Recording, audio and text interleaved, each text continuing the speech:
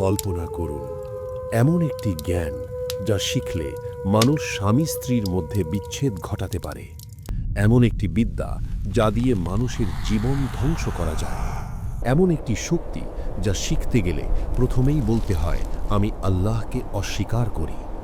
এই জ্ঞানের নাম জাদু, আর এই জাদুর সবচেয়ে ভয়ঙ্কর কেন্দ্র ছিল বাবিল। আজ থেকে হাজার হাজার বছর আগে মেসোপটেমিয়ার বুকে গড়ে ওঠা এক মহান সভ্যতার শহর বাবিল, যেখানে গগনচুম্বী প্রাসাদ ছিল, বিশাল বাজার ছিল, জ্ঞান বিজ্ঞানের চর্চা ছিল।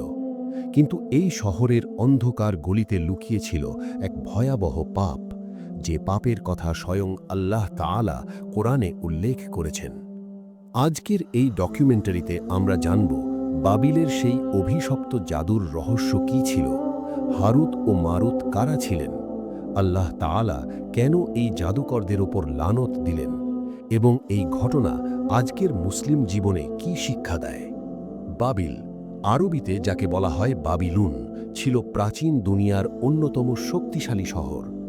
বর্তমান ইরাকের হিল্লা শহরের কাছে এই সভ্যতার ধ্বংসাবশেষ আজও বিদ্যমান। তারিখ আত-তাবারির বর্ণনা অনুযায়ী বাবিল শহর ছিল তৎকালীন দুনিয়ার জ্ঞান, বাণিজ্য ও সংস্কৃতির কেন্দ্র। কিন্তু এই শহরের অন্ধকার গলিতে লুকিয়েছিল এক ভয়াবহ পাপ, সিহর অর্থাৎ জাদুবিদ্যা। মানুষ জাদু শিখছিল, জাদু দিয়ে মানুষকে কষ্ট দিচ্ছিল, জাদু দিয়ে সংসার ভাঙছিল, জাদু দিয়ে ব্যবসা নষ্ট করছিল, শত্রুকে ধ্বংস করছিল। কিন্তু এই জাদুর উৎস কোথায় ছিল? এই প্রশ্নের উত্তর লুকিয়ে আছে কোরআনে কারীমের সূরা আল বাকারার ১০২ নম্বর আয়াতে। আল্লাহ তাআলা ইরশাদ করেন, ওয়াত্তাবাউ মা তাতলু শায়াতিনু আলা মুলকি সুলাইমানা ওয়া মা কাফারা সুলাইমানু ওয়ালাকিন্না শায়াতিনা কাফারু ইউআল্লিমুনা আন-নাসা আস-সিহরা ওয়া মা উনজিলা আলাল মালাকাইনি বিবাবিলা হারুতা ওয়া মারুতা।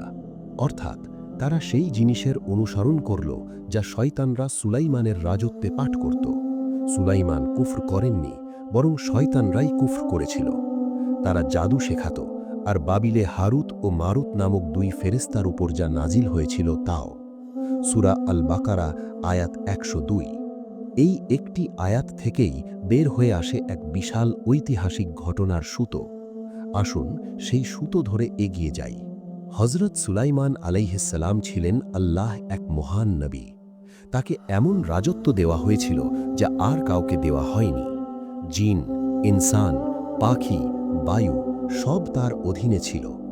কিন্তু শয়তান সব সময় আল্লাহ নবীদের বিরুদ্ধে ষড়যন্ত্র করে। ইমাম ইবনে কাসির তার বিখ্যাত তাফসীরুল কুরআনিল আযীমে বর্ণনা করেন, হযরত সুলাইমান আলাইহিসসালামের মৃত্যুর পর শয়তানরা একটি ভয়ঙ্কর মিথ্যা ছড়িয়ে দিল। তারা কিছু পুঁথি ও বই তৈরি করে সেগুলো সুলাইমানের সিংহাসনের নিচে লুকিয়ে রাখল। এরপর বলতে লাগল, এই জাদুর বিদ্যা সুলাইমানেরই শেখানো।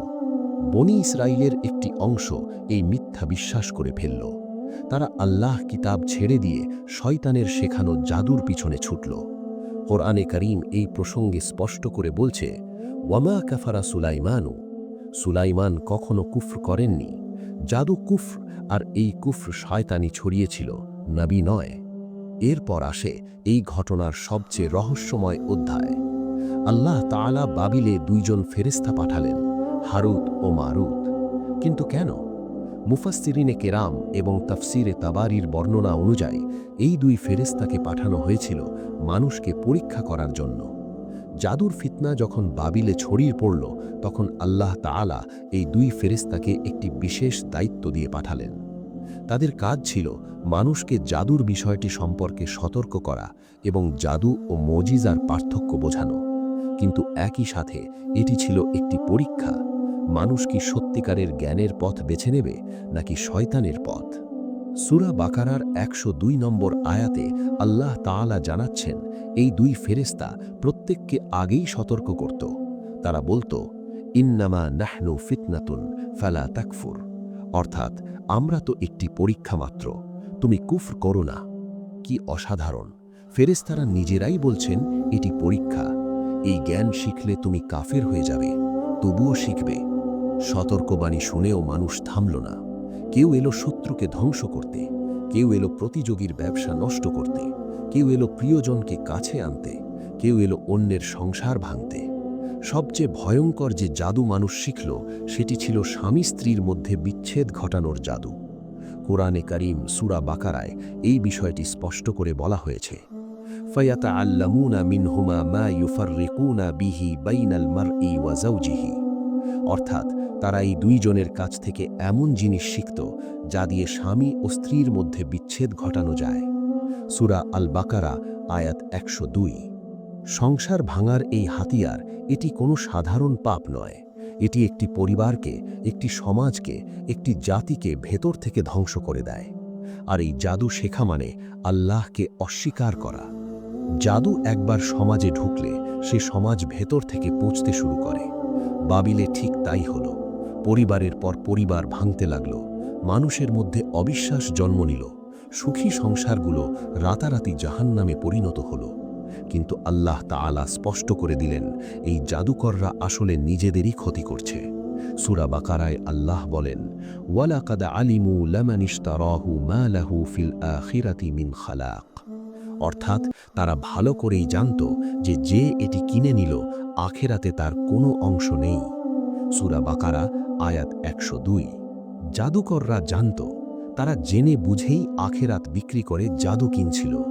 সহিহ বুখারীতে রাসূলুল্লাহ সাল্লাল্লাহু আলাইহি ওয়াসাল্লাম 7টি ধ্বংসাত্মক কাবিরা গুনাহের কথা উল্লেখ করেছেন। তার মধ্যে সেহের বা জাদু প্রথম দিকেই রয়েছে। সহিহ বুখারী হাদিস নং 2726। বাবিলে জাদুকররা ভেবেছিল তারা ক্ষমতা পেয়েছে, কিন্তু তারা আসলে কি পেয়েছিল? আল্লাহ তাআলা কোরআনে কারীমে এই প্রশ্নের জবাব দিচ্ছেন একটি ছোট্ট কিন্তু অত্যন্ত শক্তিশালী বাক্যে, ওয়ামা ইয়াদুররুনা বিহি ইল্লা বিইজনিল্লাহি। অর্থাৎ তারা আল্লাহ অনুমতি ছাড়া কারো কোনো ক্ষতি করতে পারে না। এই একটি আয়াত লক্ষ জাদুকরের সব অহংকার চূর্ণ করে দেয়।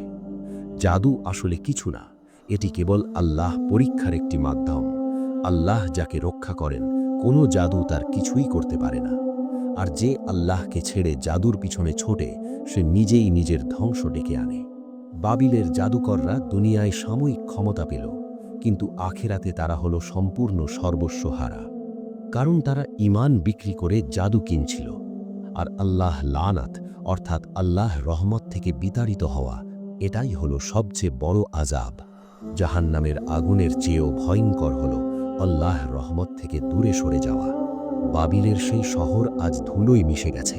সেই জাদুকররা আজ কোথায়? তাদের ক্ষমতা কোথায়? তাদের অহংকার কোথায়? কিন্তু আল্লাহ কোরআন আজও জীবিত। আল্লাহ সতর্কবাণী আজও সত্য। এই ঘটনা থেকে আজকের মুসলিম জীবনে কি শিক্ষা নেওয়ার আছে? প্রথমত, জাদু একটি কবিরা গুনাহ এবং শিরকের অন্তর্ভুক্ত।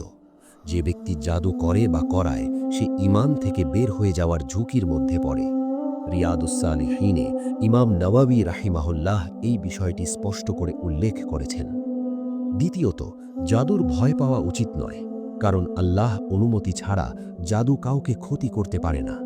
আয়াতুল কুরসি, সূরা ফালাক এবং সূরা নাস এগুলো পাঠ করলে আল্লাহ বান্দাকে জাদুর ক্ষতি থেকে রক্ষা করেন। সহিহ মুসলিমে রাসূলুল্লাহ সাল্লাল্লাহু আলাইহি ওয়াসাল্লাম নিজে এই সূরাগুলির ফাজিলত বর্ণনা করেছেন। তৃতীয়ত, সংসারের শান্তি আল্লাহর কাছ থেকে আসে, জাদুর মাধ্যমে নয়। যে সংসার আল্লাহর জিকির থেকে গাফেল, সেই সংসার সবচেয়ে ভঙ্গুর। চতুর্থত, দুনিয়ার সাময়িক লাভের জন্য আখেরাত বিক্রি করা সবচেয়ে বড় মূর্খতা। বাবিলের জাদুকররা এটাই করেছিল। আল্লাহ তাআলা আমাদের সকলকে জাদু, শিরক এবং প্রতিটি ধরনের কুফর থেকে হেফাজত করুন। আমাদের ঈমানকে মজবুত করুন। আমাদের সংসারে, সমাজে, জীবনে শান্তি ও বরকত দান করুন। আমিন।